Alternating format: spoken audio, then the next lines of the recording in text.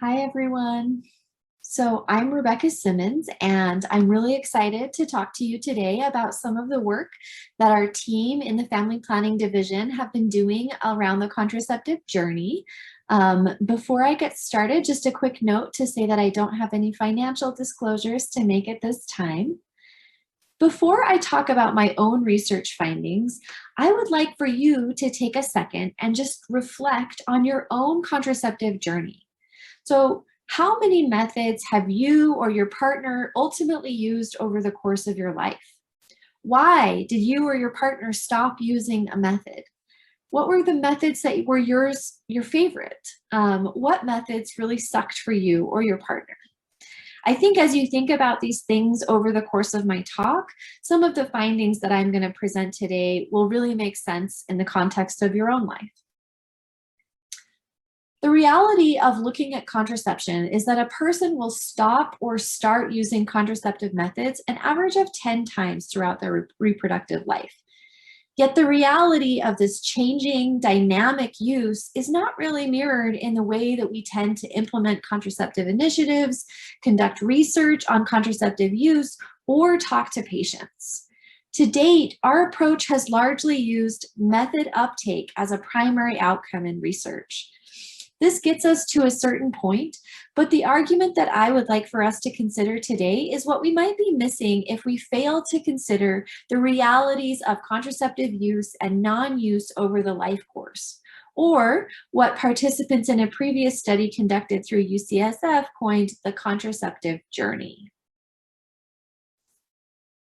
Some of the work that I do looks at contraceptive switching and discontinuation. So it was probably going to be inevitable I would start to think about how contraceptive use played out across the whole reproductive lifespan. To that end, my colleagues and I conducted a qualitative study of women in Utah, exploring this idea of women's contraceptive journeys and how experiences with contraceptive use subsequently frame future method decisions. And to do this, we recruited participants for this project from a previous project, the Her Salt Lake study, which is a longitudinal cohort study at the University of Utah. In total, we conducted 35 in-depth interviews via phone or Skype. And though Her Salt Lake included transgender and non-binary individuals, everyone we interviewed for this particular research project identified as a woman and heterosexual or mostly heterosexual. So I'm going to be using women in this talk, despite the fact that Her Salt Lake doesn't have all women identifying participants. So what did we find in these interviews? Women reported 5 categories of things that affected their contraceptive decision-making. Physiology, or how one's own body responds to methods, given things like pre-existing health conditions or experiences of side effects. One's personal values, including things like religion, feelings about sex, and pregnancy desires.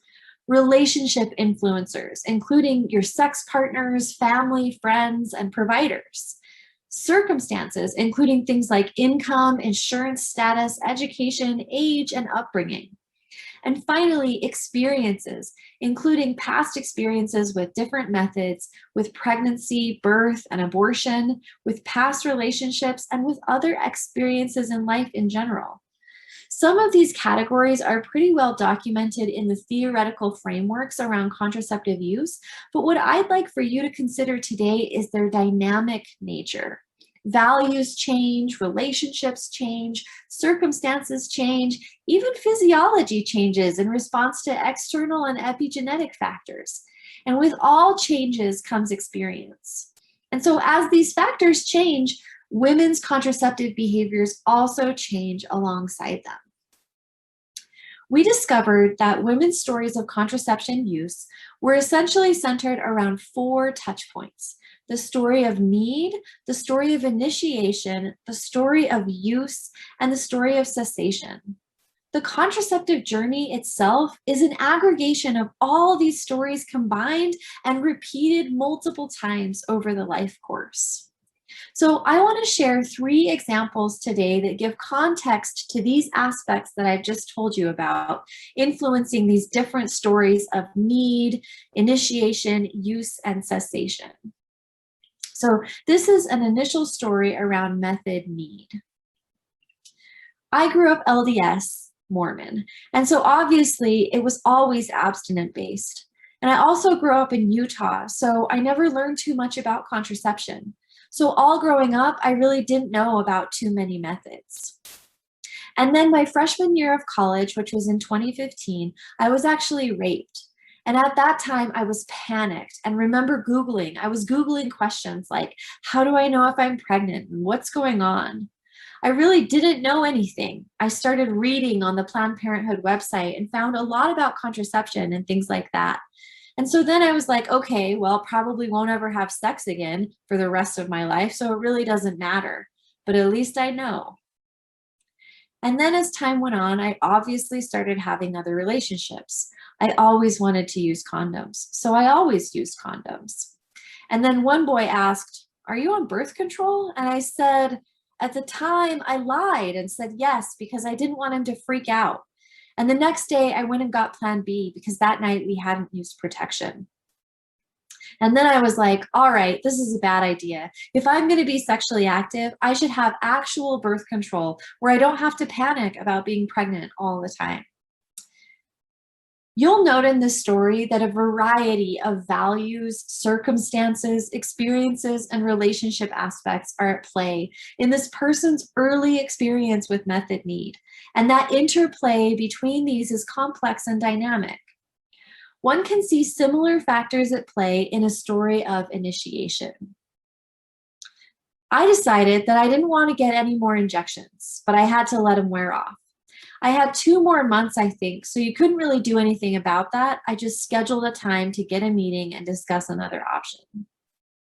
I think I went back to the same Planned Parenthood and told them I didn't want to get the depot and told them why. And I told them I wanted to go back on the pill because I thought I was sure I was going to be able to get it a little bit more regularly scheduled. And they just would not take that as an answer.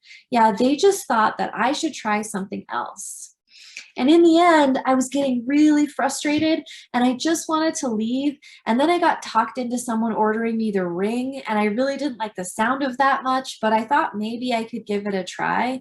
But then that must have been right before Christmas time last year. And I left town and I hadn't picked it up and I went home. And then I just decided I wasn't going to get it.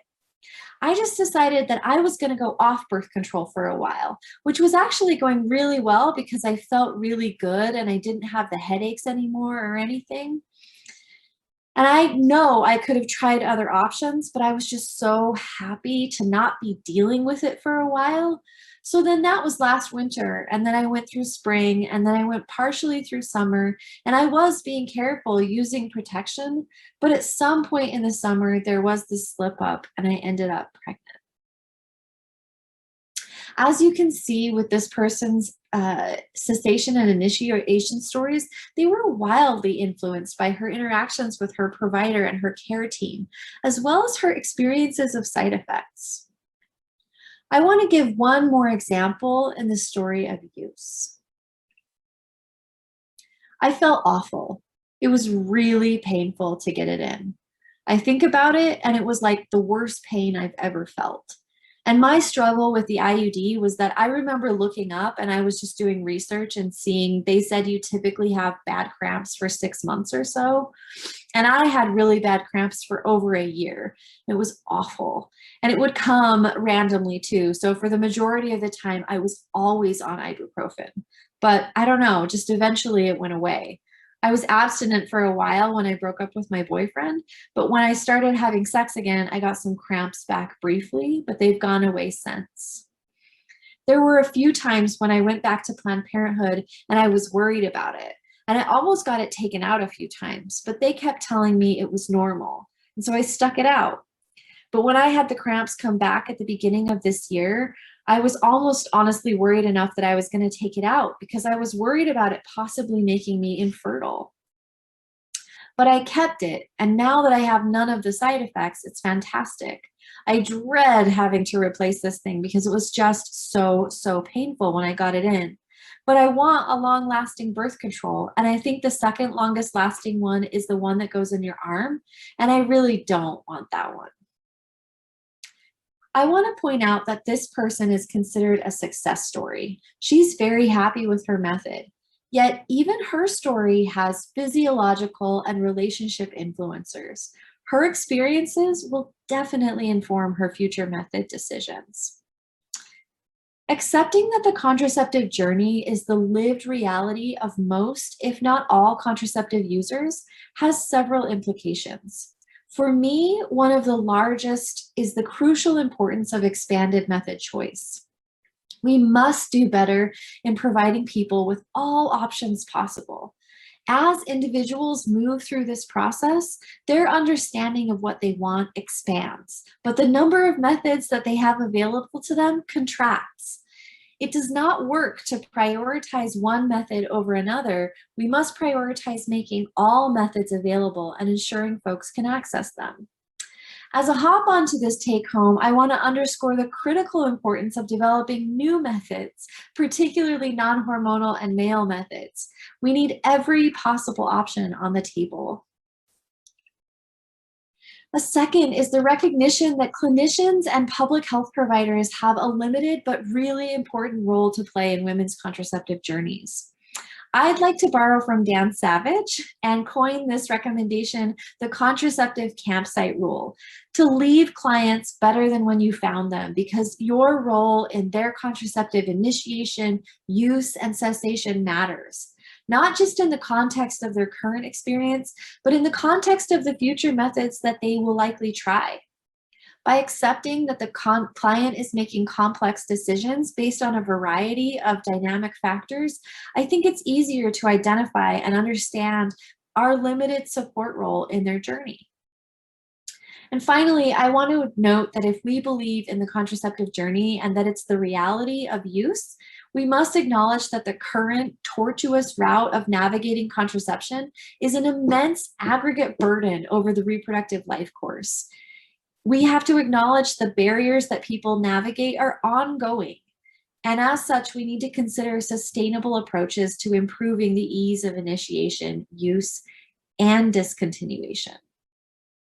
So thank you very much for all of your time, and happy to hopefully see some of you or discuss this later.